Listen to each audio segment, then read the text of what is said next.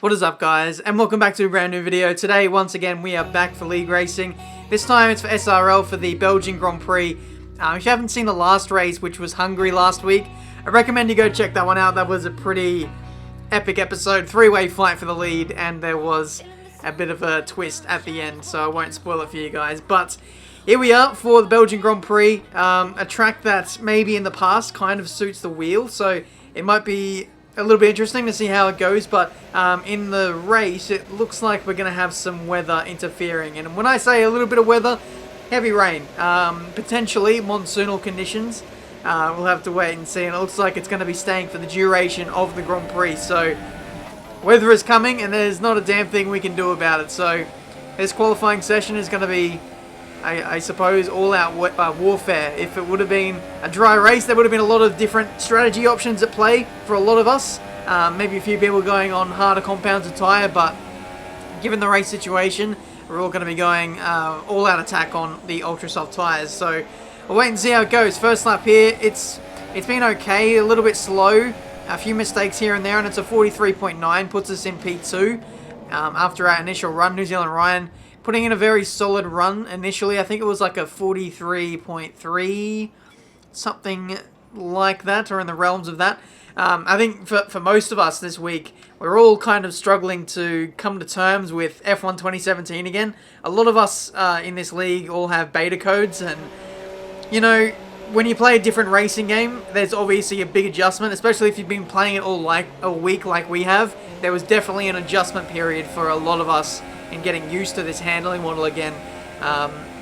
So there was that, but we should be able to get hopefully close to the 42s. I think that would be a solid time for us initially, but we're getting ready for our final run now, and you can see we're getting followed by our teammate Zombie Hunter, who is starting his lap just like I am. I got caught up behind, I think, DRC Jared, who was going really slow before starting off his final run of the session. We're heading into turn 1, first gear, short shifting back up into third and fourth gear, just get the best exit. You can see we've absolutely demolished our delta from our banker lap. We're already a tenth and a half up as we head up our Rouge for the first time, or last time, of this qualifying session. Open the DRS, max fuel mixture. We were actually one of the fastest cars in the field in terms of the speed traps, which I found was quite surprising given that I was running with like 1.7 wings. I feel like it sounds like it's low downforce, but it's actually not. There are probably going to be people out there running like 1.5, 1.4 wings, 1.6. So I was quite surprised to be right up there in the speed traps. But so far, pretty good lap. You can see we're up by 3/10. There is a lot of mistakes I made on my banker lap, so I would like to improve by, I don't know, 7/10 on this lap. If I can get a low 43 or into the 42s, I'd be quite happy with that. But we get a nice clean run through Poo on there, which was nice last time. I really mucked that up through the middle sector now, which I feel quite confident through here. Fifth gear, no real loss of the back end, so confidence is quite high as we head into Stavolo 1 and then Stavolo 2. The middle sector split up by 4/10. We're actually purple to the middle sector as well. NzL Ryan is retired from this Grand Prix. I didn't see him improve, so I think maybe he is stuck on his opening time of like a 43.3, and we're currently only 1/10 away from possibly snagging pole position into the braking zone of the bus stop. The braking markers were not there. I had to use the markers on the right there, so that was a little bit of a tricky scenario to deal with, but across the line we go. Pole position by, I think, just over a tenth there, so we improved by 6.5, 7/10 as we ended that final lap there, and it is pole position as the session is officially ended. So wow, what a quality session. I managed to drag Zombie Hunter along with me, who was in my slipstream or dirty air for the entirety of the lap. He got the benefit in the first and third sectors, and he was just able to hold on through the middle sector with me, and he managed to actually make that work for him. So congrats to Zombie Hunter on P3. Not too sure if he'll stay there for the race. He's got a lot of fast drivers behind him. HO, Warden, Jared, Jetson F1, so it's going to be quite tricky for him to stay there, but hopefully he can get off to a good start, and, you know, anything's possible. But here we are for the start of the Grand Prix. Heavy rain, which is going to stay here for the duration of this race. There's unfortunately no way around this. We have to deal with it. We are starting on pole position, so we'll have track position, I guess, if we can get off to a good start. See if we can, like, contain the pad users, but we'll have to wait and see. We're making some last minute adjustments to the setup. Thought about maybe improving the rear wing, but I think I'm actually going to leave it at 1.7. We've lowered the ballast, which gives the car a lot of its pace, but it can make it quite unbearable in wet conditions. So I've moved it down to 9 to be a little bit more conservative, and hopefully that'll make us a little bit better in the race, but we'll have to wait and see. But in terms of the strategy, it looks like it's going to be a no stop today, so that one will be quite interesting. 5 red lights, and away we go for the Belgian Grand Prix. Ryan is always good off the line, and especially in wet conditions, he is just absolutely stormed into the lead. As we head into turn 1 going defensive, we actually managed to get the spot back on Ryan, who didn't really have the preferred line heading into turn 1, and it's possibly going to be a bit of a tussle now as we head up to El Rouge and the Camel Straight. So watch out for this. The slipstream on the first lap is always really, really OP, but going through El Rouge, it really wasn't that simple. We had to shift down to 7th gear just to get the car through there. The grip and the conditions are really a bit of an unknown at the moment. We haven't done a wet weather race in a very, very long time. We haven't drove on the game in the wet in quite a while either. So for all of us, it's really just playing it calm, playing it cool, just finding out how much grip there is in the circuit and then just running with it. But first lap, you can see we're in the lead still. We go in a little bit too deep into, I think it's turn 8 there, and we just, almost lost the lead there. Almost fell off the circuit. I was resting up against the white lines, and thankfully we managed to just about stay on. So very, very lucky to get away with that one. Going through Blanchimont there, that's not flat either. Normally, that's not even a corner in the dry, but in the wet, I think we had to lift off quite considerably. I thought about maybe shifting down into 7th gear just to get through there a bit better, but I think 8th gear is just about manageable. So yeah, in the wet, Spa is actually quite a exciting circuit to drive, and we're settling into this race quite nicely now. Ryan getting a bit of oversteer through Blanchimont, and now I've locked up massively into the bus stop chicane, and now this is going to promote Ryan to possibly get the lead of the Grand Prix here. Really compromised run through the bus stop, and Ryan has done the switchback, so it's going to be side by side for the two of us as we start, I think, lap 4, and Ryan takes the lead as we head into turn 1. I'm going to see if I can possibly get him back as we head up our Rouge and onto the Camel Straight. I need to strike back initially, or straight away, otherwise Ryan will run away with this race and I'll never see him again. His pace in the wet is really, really strong. I don't know if I quite have the pace to contain him or stay with him, but he gets a really bad run through our Rouge. This is our chance to get him back. Rich Rev, slipstream, will go to the outside. He's going defensive, and if we can go late enough under brakes, we will have the racing line, so that should help us in trying to go around the outside, heading into Lacon. We just managed to do that, and there we go, back into the lead of the Grand Prix, 4 laps in. Really crucial move for the standing of our race, because like I said, I feel like our best chance of winning today is by keeping Ryan behind us. If he gets the lead, he's going to be very, very dangerous, and I just don't know if we'll be able to stay with him. But we're going to calm down again, settle back into the rhythm of things. Oh no, that's a massive, massive lockup heading into the bus stop chicane. That was one, massive, troublesome spot for me. At least in the first half of the Grand Prix, I was really, really struggling with that braking marker. Like, I'd brake, and I feel like I was going conservative in there, but I'd just either lock up the brakes, or 2, I would completely lose the back end there and just lose all kind of stability into that corner. And the funny thing is, Ryan actually told me to up my to move my brake bias forward, and that actually helped somewhat. It probably made it a little bit easier to lock up, but it definitely did help with the sliding issue. So I mean, it kind of helped both of us. It then meant that we were able to pick up our pace and kind of pull away from the charging pack, because Jared was getting really, really close to Ryan. And we all know what Jared is like. If he sees even half a chance, he's going to go for that. And Ryan, understandably, does not want to be falling victim to that. So thankfully, we both managed to get a move on there and really settling into the rhythm now of this Grand Prix 11 laps in.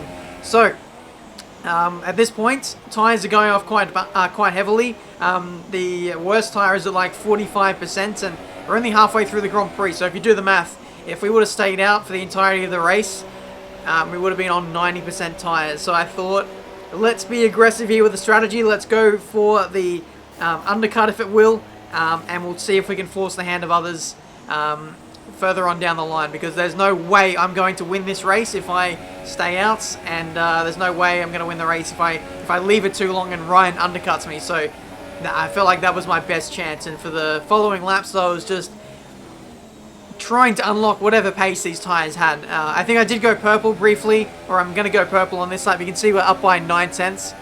So really just trying to respond with qualifying laps, and you can see Jetson, or Rain96 as he's changed his name to, responds on the next lap. He rejoins in P3. Ryan is still 16 seconds in front of us, despite, you know, staying out on his older tyres. So he's maintaining the gap just about. And the transition time of a pit stop here is not too long at all. So Ryan now responds, I think 3 laps after me, and now this is actually going to be very, very close as he rejoins on the track. You can see me on the left-hand side, and we just managed to get out in front of Ryan. So the undercut has worked, but for the remaining laps of this Grand Prix, Ryan is now going to have much, much fresher tyres, and the pace advantage that he's going to have is going to be even more so than what it was in the first stint. So we've got a battle on our hands here, ladies and gentlemen, here for this Belgian Grand Prix. Ryan has got mega pace. I've kind of got the consistency. I'm just able to keep him behind in the right places, but I really don't know how long I'll be able to keep him at bay, but I'll do my best. But as we exit turn 1, I actually have a moment myself, the first time in the entirety of the Grand Prix that we make a huge mistake like that, and Ryan is right there to pounce. I can't believe it. But no, Ryan's made a mistake himself at the top of Radion, and now we might potentially get the lead back in this Belgian Grand Prix thanks to just pure fortune. Like, one of only 2 times Ryan has led the Grand Prix going up El Rouge, and both times he's come out of Les Combes in second. Honestly, he must be absolutely furious. That was his one chance in the Grand Prix, his one chance to get the lead of the race, and he goes and blows it like that. But like you can see, he's got amazing pace right now. He goes to the outside on the following lap, on lap 20. Tries to go around the outside of Les Combes. Can't quite get the move done. I've gone in pretty late there, and it's actually compromised my run through the second part. And I don't know, if he gets a nice exit here, he might be able to set it up. Heading into the corner before No Name. I really need to learn my corner names here at Spa. I only know the real big ones. But anyway, we just managed to cover that off, and heading into the middle sector, we should just about be able to maintain the lead of this race. And now we can calm down again. Bloody hell. What a race. What a showdown this has been. A 1v1 between myself and Ryan. Just a cheeky little slide there going up El Rouge for the penultimate time. That's not what you need. The dying laps of the Grand Prix when the tyres are starting to go off. But last lap now, just trying to maintain the gap to Ryan. You can see fairly decent run through El Rouge.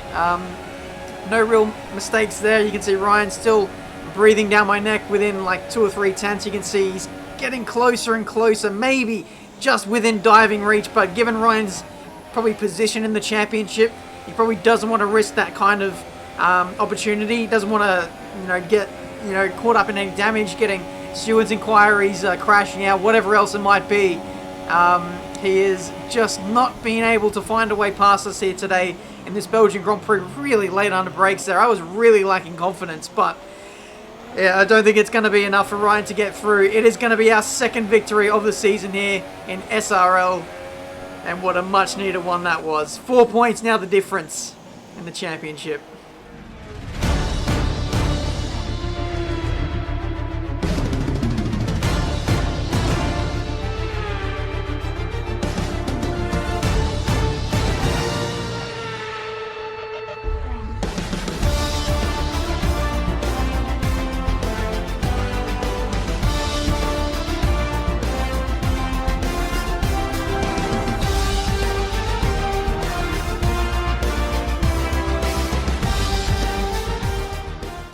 What do I say after a race like that? I don't think there's anything I can say. I think I just have to let the driving do the talking. What incredible battle. I really still don't know how we came away with that victory. I felt really slow that race. Ryan was all over me, constantly applying the pressure.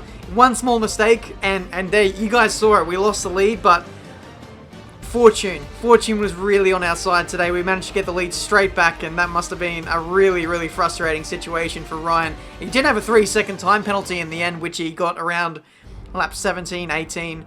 but overall, it didn't look like it really factored into the battle anyway, as he just wasn't able to get past. But it would have been quite interesting if Ryan would have kept the lead there, given his 3-second time penalty, whether he would have been able to bridge that 3-second gap with only a few laps remaining in the race to go. But that's been it for today, guys. Hopefully you did enjoy it. Leave a like if you did. Subscribe to the channel if you're new and see plenty more racing game content.